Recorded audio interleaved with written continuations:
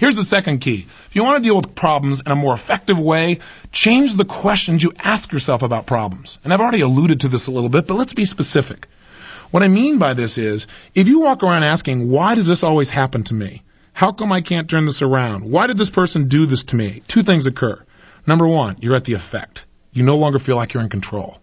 And when we don't feel like we're in control of our own life, we get a little crazy, don't we? Haven't you experienced that in your life?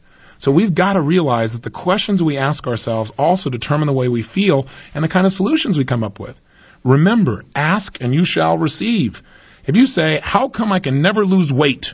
You're asking a pretty lousy question, and you're going to get a lousy answer to solve that problem. If you say, how come I can never lose weight? You've basically said you never will lose weight.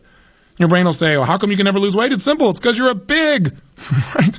Your brain's going to start cracking up. If you say, how come I can't turn things around? Your brain will come up with answers because you're not smart. You can't figure it out. You're not good enough. A great way to solve problems is ask a better quality of question. Ask yourself, how can I turn this around? How can I utilize this situation? What have I already learned from this? What could I learn from this if I really wanted to? What is the advantage of this situation if I look at it in another context? What's actually funny about this? So if you ask yourself that question enough, you may come up with an answer. Or maybe a question like, will this problem even matter 10 years from now? See, questions can help you to change the way you feel and therefore the way you deal with problems. And questions are the source of answers. If you want to solve problems and you haven't solved one, you haven't asked the right question yet. Keep changing the questions you ask until you come up with a question that makes sense, one that'll make you feel better, but also one that'll get you to act in a way that creates a solution.